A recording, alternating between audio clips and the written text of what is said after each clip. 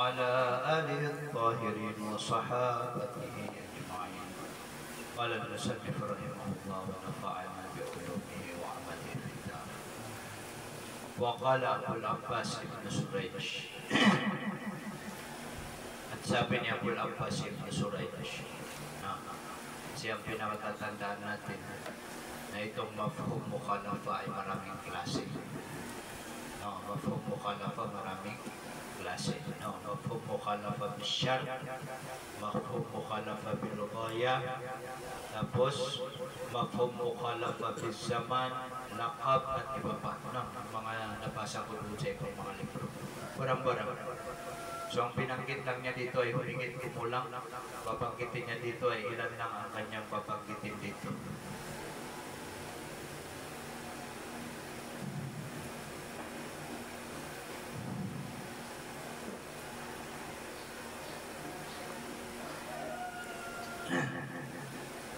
Tapos mafhum mukhalafa doon sa jins na ang hindi niya dito nabanggit ng laqab. Merong laqab dito.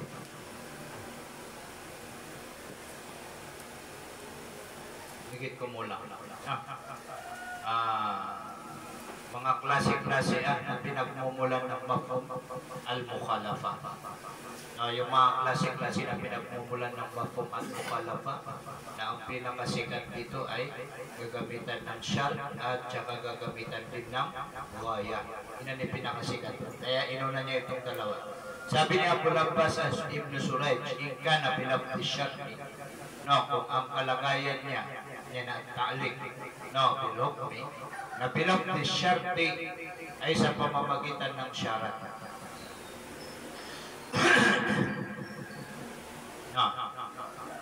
Sa pamamagitan ng syarat. Sana halimbawa, kaqawlihi ta'ala, halimbawa ng salita ng Allah, "In ja'akum fasiqun binaba'in fatabayyan." Nadalla, na nagsaad para kay Abu al-Abbas ibn Surayj, kung sa lafaz ng syarat lang na okay. Hindi katulad ng madhab ng Shafi'i na talagang kahit ano yan, basta yung salita magsaad ng mafhum, na yun ay pasok na yun sa tinatawag na tangkap, katariman. Itong si Abu al-Abbas ibn Surayj, isa sa mga ulama ng Shafi'i, sabi niya na hindi daw matanggap maliban kung ang salita o kaya ang jumlah na iyon na mayroong mafhum ay jumlah Shafi'i. Kaya nga sabi niya dito, katulad nito, dalla, nagsaad siya na at-ta'liq ala anna ma'adahu, nakatotohanan ang bagay na iba siya na doon sa sifat o kaya doon sa bagay na yun. Adahu ada shay na bikhilaf ay kasalungat niya, kasalungat na shay. Wa illam yakun bilafdhi syar, na kung hindi sa lafaz na syar, kung hindi ang kalagayan ng ta'liq na yun, ta'liqul hukum, na bilafdhi syar, isa salitang syarat, lam yadullah, hindi nagsasaad. Yun ang sabi ni Abu al-Abbas ibn Surayj. Wa qala wa huwa qawlu ba'di ashabi Abi Hanifah rahimahullah. At itong kaul ni Abu al-Abbas ibn Surayj na ito rin ang kaul ng ilan sa mga ashab ng Abu Hanifah, pero sa kanila marko ito.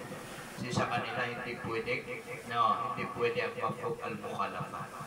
Hindi pwede ang mafhum al-mukhalafa diretso. Pamana, may katulad nitong salita na ito, itong ayat na ito, na kung walang nagsasaad na dalil, kung walang magsasaad na dalil na nagsasabi na yung matinong tao na pwede nang pakinggan yung salita niya, na dito pa. In ja'akum fasikun, kung dumating sa inyo ang pasik, itong pasik na ito yung sifat, ito yung shay. Tapos yung patabayan, nagindi hukuman, hukum. So ibig sabihin, kapag yung fasik ang nagdala ng balita, klaruhin muna ninyo. Klaruhin ninyo. So ang kabaliktaran ng salita na ito, na kung hindi pasik, ibig sabihin na matinong tao, hindi nyo na kailangan klaruhin yung kanyang salita. Sa atin na ginagamit natin yun. Sa Hanafi, hindi nila yun ginagamit. Pero meron nagsasabi, kung dumating yung nas, yung salita, na ito ay merong syar, pwede. Sabi ng ilan sa mga. Kung hindi na, hindi pwede. Wad dalilu ala maqulnahu, dalil sa sinasabi natin. Ala ala ma qulnahu, no, at ang dalil sa bagay na sinasabi natin. Ano yung mana yun? Dito sa number 4 yun yung bayan na min anna ta'likal hukmi bi ihda sifatay shay yadullu ala anna ma'adahu bi khilafihi. Wala dito sa baba. Kumbaga na yung sa madaling salita na ang dalil sa sinasabi natin na pwedeng gamitin ang mafhum mukhalafa bitipog minyan. Pwedeng gamitin ang mafhum mukhalafa na kasi yung sahaba na ginamit din nila ang mafhum mukhalafa. Yun ang gusto niyang ipaliwanag dito. Ang dalil natin na pwede ang mafhum mukhalafa, no, na kasi ang mga sahaba na ginamit nila ito. Ariyo. Saan? Anna sahaba. Ito yung paliwanag kung bakit ginamit ng mga sahaba. Ito linabas ni Imam Abu Ishaq Ash-Shirazi kung paano ginamit ng mga sahaba ang mafhum al-mukhalafa. Ang sabi nila anna sahabata na katotohanan ang mga sahaba na ikhtalafat, na khilaf din ang mga sahaba. Fi ijabil ghusli min al-jima, sa pagkawajib ng maligo min al-jima, ng dahil sa jima, min ta'liliya, dahil sa jima. Ariyo. Min ghairi inzal, na hindi linabasan. Ariyo, kasi merong dumating na hadis na al-ma'u min al-ma. Al-ma'u min al-ma. Yung nagsasabi na wajib maligo dahil sa paglabas ng mani. Nagyan ang madhab ay al-Zuhiri. Madhab ng Ahlus Zawahir, na sabi nila na hanggang sa yung hanggang sa hindi labasan, kahit na may nangyari sa mag-asawa halimbawa, hanggang sa hindi ilabasan yung lalaki o kaya yung babae na hindi wajib maligo. Bakit? Kasi at hadis yan. No. So kasi yun yung kabaligtaran niya. Sabi ng Rasulullah, al-ma'u min al-ma. No, ang pagligo ay dahil sa paglabas ng mani. So ibig sabihin, pag hindi lumabas ang mani,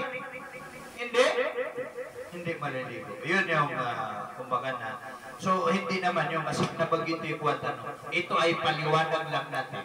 Natin kung ginagamit ng mga sahaba na tayo pa hindi gumamit ng mukhalaf, agitipog minyan saya. Ayun yung gusto niyang ipaliwanag. So ipinaliwanag niya kung saan kinuha yung sinasabi mo na ang mga sahaba ay ginagamit nila yung mukhalaf na ito. Itong masala na ito. Masala mismo ang mga sahaba na naikhtilaf sila sa pagligo ng taong nagjima na hindi naman nilabasan. Gina ni mana nila na pakala bato na may nagsabi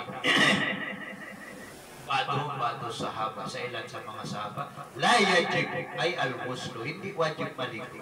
Saan ang dalil nila? Wahtajju bi dalilil khitab, at ang dalil nila ay yung mafhum mukhalafa. Inaninidalil nila ng mafhum mukhalafa. Mafhum mukhalafa saan? Dalilul khitab saan? No, fi qawlin nabiyyi sallallahu alaihi wasallam, sa salita ng Nabi sallallahu alaihi wasallam, al-ma'u min al-ma. Ginanidalil nila.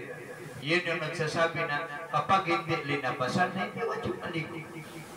Ngayon, pag hindi nilabasan, hindi wajib maligo. Diyan lumitaw. No, so ang mga sahaba ginagamit nila yung dalilul khitab, ginagamit nila na pangdalil. At tayo rin magagamit din natin na pangdalil ang mafhum mukhalafa. Yun ang sabi ni Abu Ishaq. Hindi gusto niyang tukuyin dito na ito. Kaya itong may pananaw na hindi wajib maligo kapag hindi nilabasan ang nabatanuan ng madhab. Kasi sa atin, basta once na magjima yung lalaki at yung babae, wajib silang dalawa maligo na. Kahit walang lumabas. Kahit ipinasok lang halimbawa, tapos linabas ulit, ariyo. Kumana, ipinasok ko na tapos nilabas ulit. Kamay sumili ko mo, nagulat sila, pumasok na, wajib na yun maligo. Sirang tanlan. Pero ito, kaya niya ito ginamit itong masala na ito, nagsasaad na meron sa mga sahaba ginamit nila yung dalilul khitab. No. So ibig sabihin, ang mga sahaba na ginagamit nila ang dalilul khitab, hindi po minyan siya. Ewan nito. So kung titingnan natin sa mga madhab, na apat na madhab na wajib maligo, hindi ibig sabihin na itong siya po isang Ash-Shirazi na pinanindigan niya yung hindi maliligo. Kasi merong ibang dalil. No, merong ibang dalil. mayroong ibang dalil na nagsasaad na wajib maligo. Gusto lang ditong ipalabas na po isang Ashirazi na yung mafhum mukhalafa o kaya dalulil khitab na isa rin sa ginagamit natin na pangdalil. Katulad din ng mantok. Katulad din ng mantok, yung mismong binigkas. No. Wa annahu lamma ujiba minal ma'i. Ito yung wajah istidlal. Al-ma'u minal ma'. Ang tubig ay mula sa tubig. Yani al-ma'u, yani al-ghuslu minal ma'i ay min inzalil mani. Al-ghuslu ay min inzalil mani.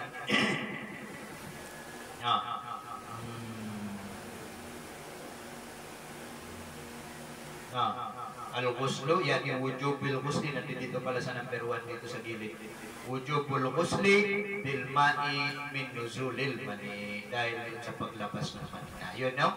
Sabi ng Nabi. So ibig sabihin, kapag may nangyari sa mag-asawa pero hindi sila linabasan, walang ligo. Yun ang pananaw, no? Kasi ginamit nila yung dalilul khitab, yung kabaliktaran ng salita. Yawan ito. Wa annahu lamma ujiba minal ma'. Ito yung wajhud dilala. Tinatawag na wajhud dilala kung paano nila ginamit yung hadis. At katotohanan, lamma ujiba minal ma', noong naging wajib yung pagligo, noong kumbaga na obligado yung tubig minal ma, yan inzalul mani. Noong obligado yung inzalul mani, nadalla, na nagsaad siya na al-hadis ala annahu, sa katotohanan siya na al-hadis siya na al-ghuslu, annahu anna al-ghusl na la yajibu, hindi wajib siya na al-ghuslu min ghairi ma'in, ay min ghairi nuzulil mani, kung walang pagbaba ng paglabas, pamanadalabas. Isa yan na. Pagkatapos, yun yung dalil ng ilan sa mga sahabat. Kami khilaf sila. Dalawang tao. Sabi ng isa hindi wajib. Sabi ng isa wajib. Saan ang dalil nung nagsabi na hindi wajib? Al-ma'u minal ma'. Al-ma'u minal ma'. Yan ang dalil ng nagsasabi na hindi wajib. So mga sahabat, may khilaf sila. Yan ito. Nakhilaf yung mga sahabat. Waman aujaba, ito naman yung isang grupo naman ng mga sahabat na nagsasabing wajib siya. At dito nakabase ang apat na madhab. Hindi nakabase sa kaul ng mga sahabat. No, nakabase dito, kumbaga natubok ang kaul ng apat na madhab dito sa kaul ng ilan sa mga sahabat. Waman aujaba, at yung mga sahabat na inubliga niya naman, yan al-ghusla, inubliga nilang maligo, na pinanggit niya naman aujaba annal ma'a, na katotohanan ng tubig, no, minal ma', itong hadis na ito na al-ma'u minal ma' na mansukhun, hadis yan na mansukhun, hadisan na mansukhun, no, hadis yan na mansukhun, yung nagsabi na wajib. Nandito yung hadis sa baba, tingnan nyo na lang, no? At mismo ang Aisha radiyallahu anha, no, na siya na mismo ang nagsaksi na wajib talaga maligo. Kasi sinabi niya na nangyari yan sa amin ng Rasulullah, na wala namang lumabas na mani, na hindi kami na nakaligo pa rin kami. Kasi wajib maligo. Wajib maligo. So, fadalla ala ma dhakarnahu, na nagsaad siya. Nagsaad siya na ikhtilafus sahabat ala ma dhakarnahu, sa nabanggit natin. Ano yung bagay na nabanggit natin? Yani yung dalil mukhalafa, yung mafhum mukhalafa na pwedeng pagdalil. Yung mafhum mukhalafa ay pwedeng pagdalil. Sabi niya dito sa number 10, ay min anna ta'liqal hukmi bis sifa lahu mafhumun yuhtaju bihi. No, yung kumbaga na yung hukom ay isangkot doon sa isang katangian, no, na mayroong kahulugan na yuhtaju bihi, na pwedeng ipagdalil. Yung dalil mukhalafa, yung dalilul khitab o kaya mafhum mukhalafa na pwedeng ipagdalil. Yun ang naradanan sa mga Hanafi, no, na nagsasabi na walang dalil khitab o kaya walang mafhum mukhalafa. Pangalawa sa katuwiran niya, Walian na taqyinal hukmi bisifati. At katotohanan dahil sa katotohanan, yung sangkutan, yung hukom, bisifati ng katangian, ng sifat, na yujibu, na inuobligan niya na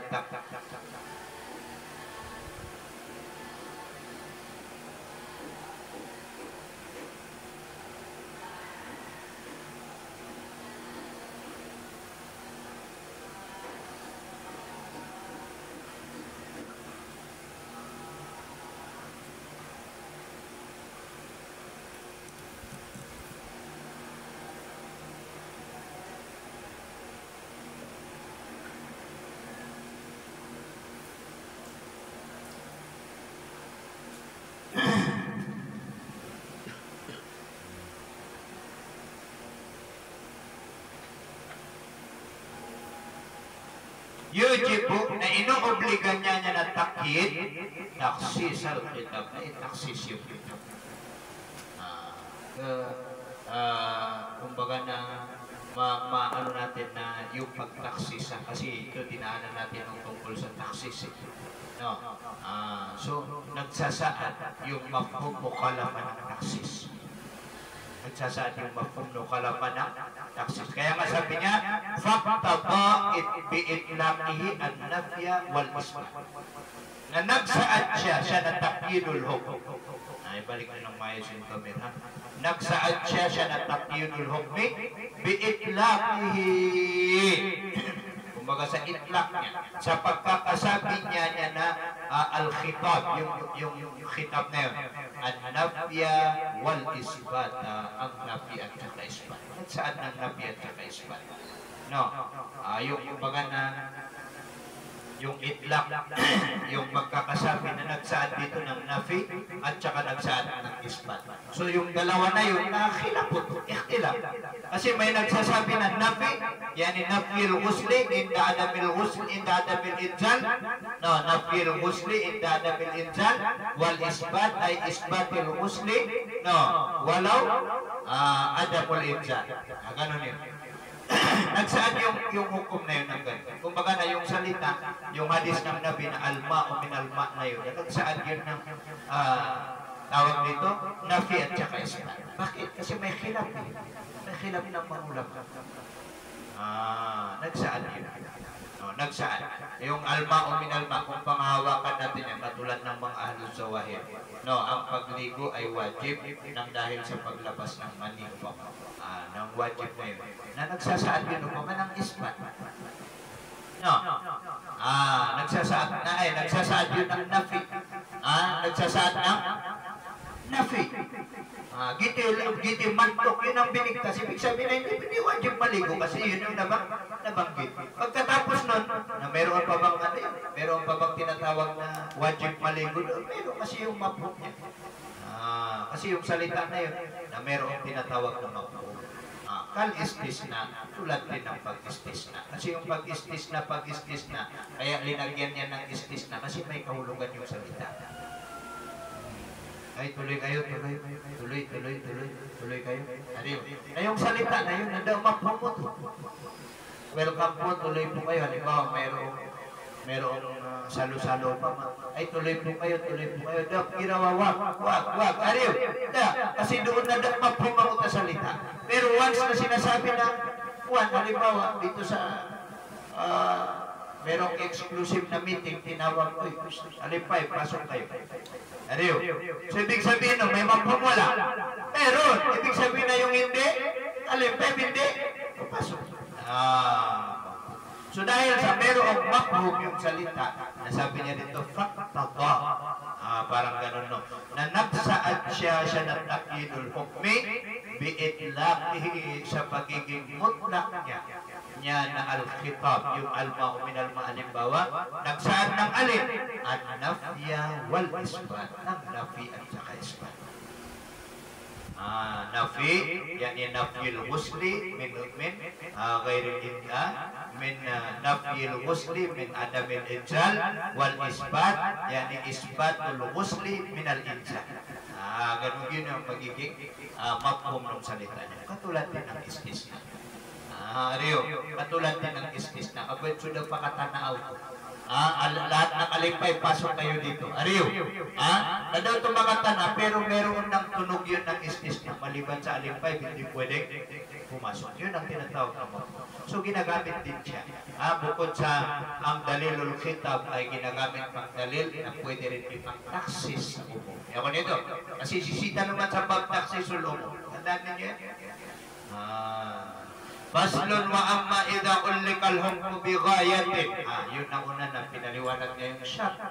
No, kasi yun ay kabilang sa mga uri ng tinatawag na mukhalafah. Sabi niya wa amma idha ullikal hukmu bi ghayatin.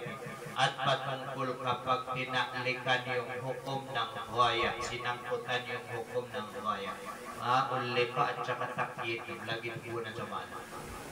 Fa'innahu na nagkatotohanan siya. Siya na ta'likul hukum na yadullu, nagsasaad siya na ta'likul hukum ala anna ma'adaha. Sa katotohanan, ang bagay na adaha, na iba siya na bagay, ay ghaya, kung sa ghaya. Alam na natin kung ano ghaya, hatta. Halimbawa, fa'atimmus siyama ilal layl, salamun hiya hatta matla'il fajr. Yung mga hatta, yung may mga kahulugan na hanggang. Yung may mga kahulugan na hanggang. Kung sa lugar na gagamitin natin yung ila, pumunta ako hanggang Litex upamana. Yung pag ginamit mo yung salitang ila, kung saan na na hindi kasama yung Litex. Ibig sabihin na hindi ka umabot sa Litex. Pero kapag gagamitin mo yung salitang hatta, baka numabragat. Kayo na masala sa lugaw to, hindi yun nagagamit yung sa lugaw na yun. Minsan na merong gumagamit ng lugaw. Merong gumagamit. Minsan naman tumutugma naman yung lugaw doon sa hukom syar'i. Iman to na ang pinatalakay natin ngayon na yung syar'i na balugawi. Syaro ang pinag-uusapan natin dito. Na yung gaya. Kinain ko yung isda hanggang ulo. Hanggang ulo. Pamanagit yung mga salita ba? Pinang salita. Na yung nagsasabi na hanggang ulo, na ibig sabihin na hindi pasok yung ulo. Hindi pasok yung ulo. Na parang lugawis kanya. Yun yung mapum ng salita. Hindi pasok yung ulo. Ibig sabihin, hindi kinain yung ulo. Mata. Kinain ko yung pizza hanggang karton. Sinibot ko. Alangan na, kaya nakasumarto. Anong mapum nun? Ang mapum na yun, kaya nakasumarto sa pizza yung karton, di mo kinain. Hindi mapum yan ito. Yun, para yun ay kakabilang din yun sa mapum mukhalafah. Kinain ko yung mga yung kanin sa talang. Kinain ko ang lahat ng pagkain doon hanggang sa talang. Kung sa Tagalog yun natin, nakisigiran natin.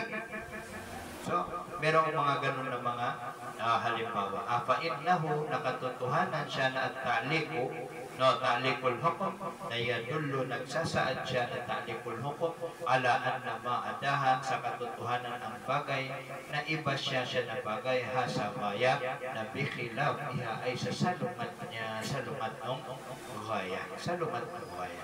Wabihi qal, at dito, wabihi, at sa pamamagitan niya, itong ta'likul hukmi ghaya, naqala aksaru, nanindigan ang karamihan man angkara ng mga tao na iningkar nila, tinanggihan nila al-qawla, ang paninindigan, al-qawl, kumbaga ng pagsasabi, bidalilil khitab, sa dalilul khitab, kumbaga tinanggi nila.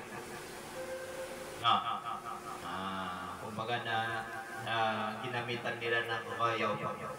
No, yung gaya lang ang tinatanggap nila, pero yung sa iba na hindi nila matanggap. Waminum mangkala at yung ilan pa sa kanila, no, ng mga tao naman kala yung nagsasabi, no, layadul, hindi daw nagsasabi. Basta gaya na hindi daw nagsasabi. Hindi daw nagsasabi. Ariyo. Hindi daw nagsasabi. Bakit? Ito na yung dalil.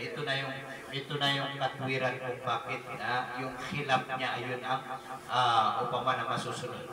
Wat dalilu ala makulnahu, ang dalil sa sinasabi natin. Ala makulnahu, sa bagay na sinasabi natin. Anong sinasabi natin? Yan ta'likul hukum bil ghaya. Yung unang pinag-aralan natin na ta'likul hukum bis sifa. Ito naman na ta'likul hukum bil ghaya. Kumbaga na isangkot yung hukum ng dahil sa pagdating ng ghaya. Dahil yung sa may ghaya, kinain ko ang lahat ng pizza hanggang karton. Na ano kaya? Yung karton, pasok kaya. Kasi nakatalik doon yung hukum. Nakasangkot doon yung hukum eh. Ano kaya? Pati yung karton, kinaingaw hindi. Ariyo. Na yung khilaf. Ano yun? Nagsasaan yung kabaliktaran niya. Kailangan ng taman sa karton, nagkano. Kailangan ng taman sa kala, tawag itong talam, nagkano. Hindi ko kakainin yan. Ano nito? Yun ang wat dalilu ala ma qulnahu, at ang dalil sa bagay na sinasabi natin siya na na huwa siya na ang dalil annahu katotohanan al-hala wa siya law jaza. Tingnan nyo ng maayos ito. Kung pwede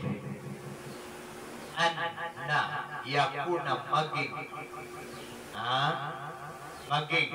hukum maba'dal ghaya, ang hukum ng bagay pagkatapos ng ghaya na muwafiqan tugma lima qablaha, sa bagay na nasa unahan niya. Ariyo, sa bagay na nasa unahan niya, qabla ghaya. Ariyo, na kharaj. Kumbaga na yung pagkatapos ng ghaya, kinain ko ang pizza hanggang karton. Nasaan ang pagkatapos ng ghaya? Yung karton. Ariyo. Kung sakali sabi niya na yung hukom, ano yung hukom? Yung kain. Yan dito. Kinain ko ang lahat ng pizza hanggang karton. Ito yung hukom. Kain. Yun yung hukom. Kinain ko. Na kung yung hukom na yun, yung kain na yun, na maba'dal ghaya, yung hukom ng bagay ng pagkatapos ng ghaya. Ano yung hukom ng pagkatapos ng ghaya? Ito na yung hukom yan. Di hindi kain. Baliktad ito. Yan ito. Kinain ko yung pizza hanggang karton. Mama, nasa tingin mo, kinain mo pati karton. Anong kabaliktaran ng kinain? Hindi kinain. Na yung paulugan ng karton na yun, hindi ko kinain.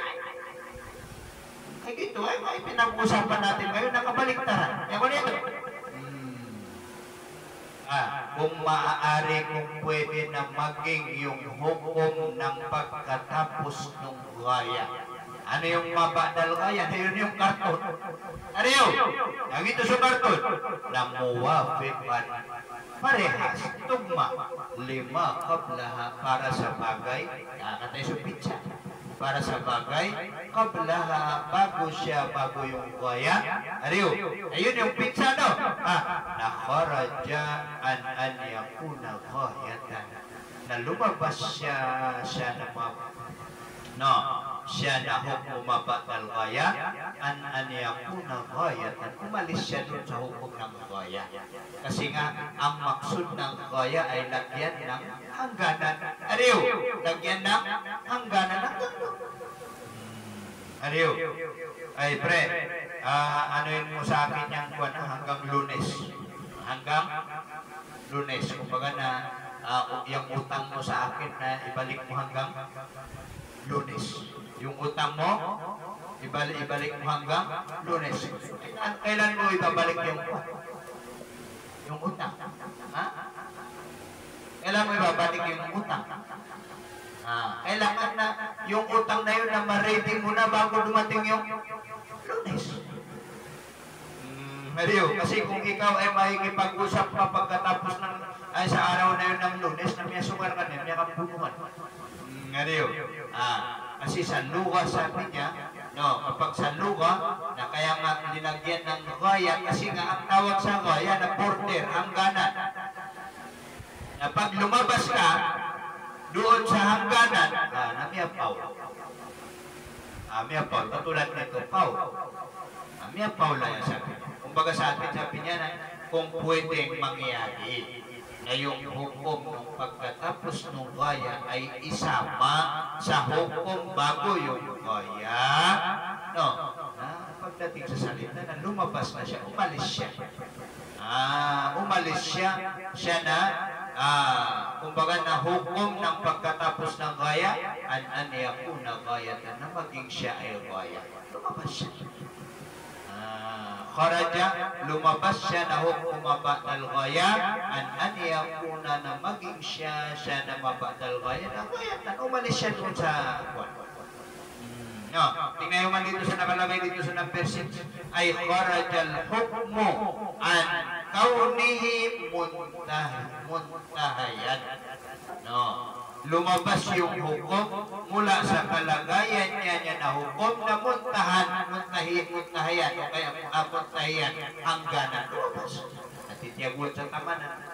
Katulad ng ayat ng Quran na kumpletuhin ninyo ang pagpapasting hanggang gabi. Na ino, mapadun sa gagawi, ginalita ng po sa hindi. Kaya nga linagyan ng hangganan, gano'n. At yung pa man, bangat pakapilagid. Sukukuman, yung araw na yun ang pagpupuwasahan, na yung gabi na hindi pagpupuwasahan. Na kung sasabihin mo na pati sa gabi na pagpupuwasahan, nawalan ng saysay yung pagsalita mo ng gaya. Kasi ang maksud ng gaya, dito, ay antap sa gaya, lagyan ng hangganan. Lagyan ng hangganan. So dahil doon sa hangganan na yun, ibabalik na rin natin yung hukum. Yan ko nito. Kinain ko ang lahat ng pizza hanggang karton. So anong kabaliktaran ng karton? Kasi ipapasok mo doon yung hukom. Na yung hukom doon sa unahan na kinain, nababalik na rin mo yung hukom na yun ang ibibigay mo na hukom doon sa karton. Kinain mo yung pizza. Yung pizza, yun yung bagay. Ariyo, saan yung hukom? Asan ang hukom? Yung kain. Kinain ko yung pizza hanggang karton. Nasaan ang dalil mo kalaka? Yan yung hindi ko kinain yung karton. Mario, hindi ko kinain yung karton. Sabi niya na wahada la yajuz. At ito, wahada, at ito sabi niya ay jawaz. Kauni hukmi mabatal gaya ila akhiri. La yajuz. Hindi pwede. Hindi pwede. Hindi pwede. Hada, at ito sabi niya ay jawazi kauni hukmi mabadal gaya muwafiqan lima qablaha la yajuzu, hindi pwede siya na hada. Yan ang tupakan. Sa lugar hindi yan pwede. So, ganun pa rin na panatili pa rin na kahit yung gaya ay lumilitaw ang mafhum al-mukhalafa.